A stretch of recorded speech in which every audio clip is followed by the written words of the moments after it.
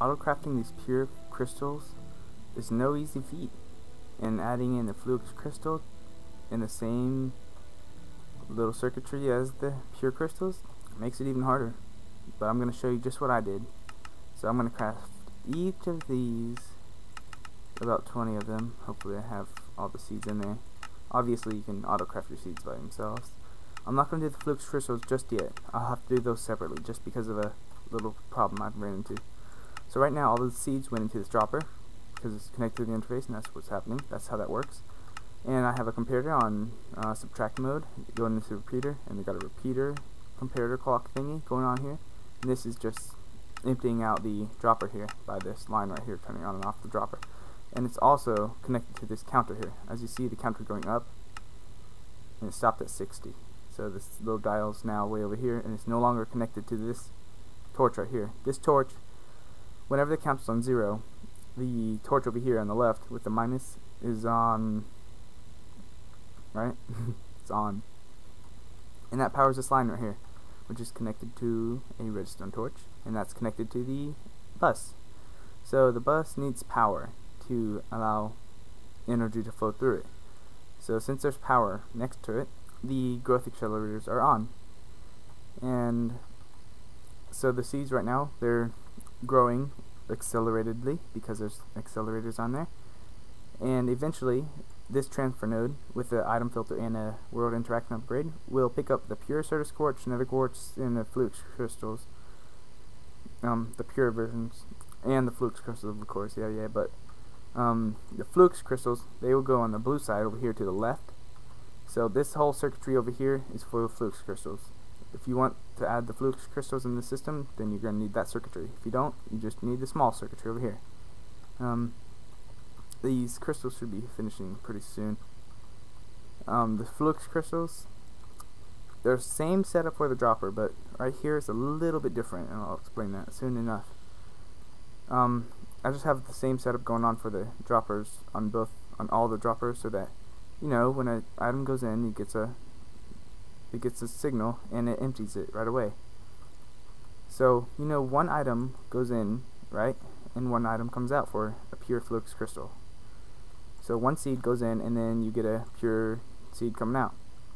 So that's what happened. I put 60 seeds into the counter, so I got 60 counts, and now I should get 60 pure flux crystals out. So I should get minus 60 because it's on the minus side of this counter, and that eventually will hit this torch over here, and that should turn it back on, which will turn off the growth accelerators, which means there's nothing else in there. And that means that this chest is probably full, and I've got just the slow transfer nodes on there searching for inventories. It'll eventually find its way to this, what is this? Wayla, I need your help. Interface. So it will eventually get back to the interface. And then everything's happy. These 3 crafting units are all empty, and they're ready to craft something else. So we can just throw these flux crystals in. They're short. You can put 30 or whatever if I have all the stuff. I do. Good. So this is different. Check this out. So you get 1, 2, 3 different items, and that'll give you two things, right? So 3 items are going in, but you're getting 2 crystals out. So I had to tackle this problem with 1 pulse has to equal 2 pulses. So you can see on the left there's 1 pulse, and it equals 2 pulses over here. So that's what fixes the timer. See, the timer is still going up. Yeah, even though it's still flashing, the timer won't go under 0. So I was okay with that. So that's what I did with that. And now that means all the items are done. That's why you can't really auto-craft these together, because if you have the pure seeds in there and you finish the flux crystals all at once, the pure seeds will still be in there, and the growth accelerators will turn off.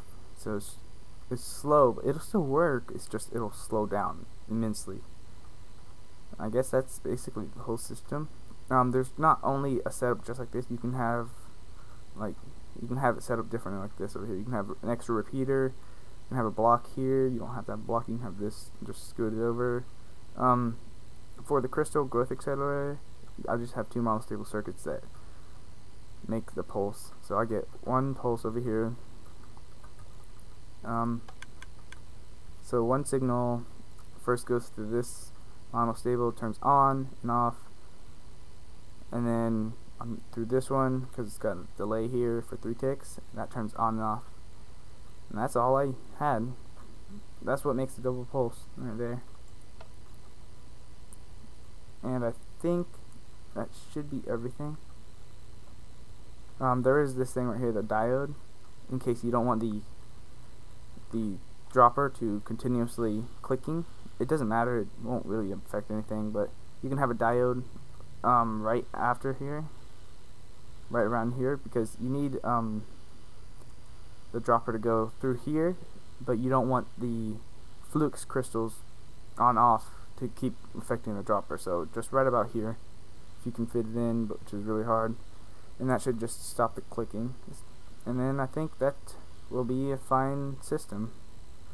There is another thing you could do. You could just separately make the flux crystals. It's just another interface and another setup. Just do something similar to this. You don't need the growth accelerator, so it doesn't have to be any complicated. Just do the transfer node next to water with an item filter, and that's it. Have the interface, throw it in. Oh, you do need this little circuit again. So it's comparator, repeater, repeater. You don't have to have another repeater here, but you can just swap this out. Obviously, you need a facade or cover on this. You can put a repeater right there. I might be able to just, nope. But using no repeater is cheaper. So that's that.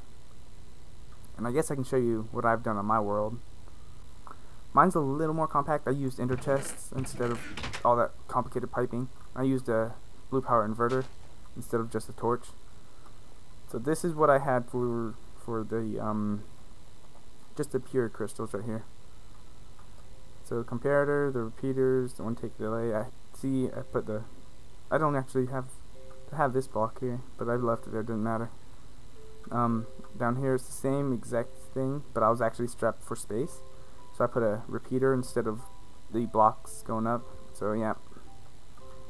And you have to have the top one, remember, connected to the plus side, so that every time an item goes in, it'll add to the one to the increment. And then you have to have the output of the counter, the minus side with the torch on, that has to go to your growth, your bus thingy, this thing, toggle bus. So it has to be inverted as well, or else it'll always be on. And then, it'll be the opposite, it'll be inverted. So for the flux crystals, I just did the same thing I said over there. Put a transfer pipe and a dropper, and I did the same thing, but this dropper's on 4 ticks of delay. Doesn't matter. It cannot be 1 actually. 1 is too short. It won't be able to get 2 pulses in 1 tick of delay. So you have to have at least 2. 3 seems the most reliable. I just have it on 4 because I don't know if this world's laggy. It's gonna mess it up. I don't know. I don't think it will. So here's my monostables.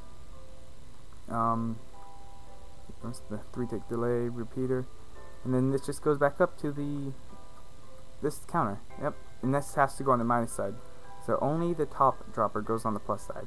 The other 2 droppers go on the minus side. I think that's everything. The inverter here, and this actually powers my door. So if I autocraft something, it opens my door, and I could just move it over. But I'm okay with that. It's kind of cool. Yeah, and these interchests are just connected directly to my network here, with the transfer node pulling out really quickly into that. So it works. So I guess I can just, no, that's fine. There you go. Goodbye. So here's how you can fix the flux crystals. So say you want to craft, say, 10 of the pure and 10 of the flux crystals at the same time.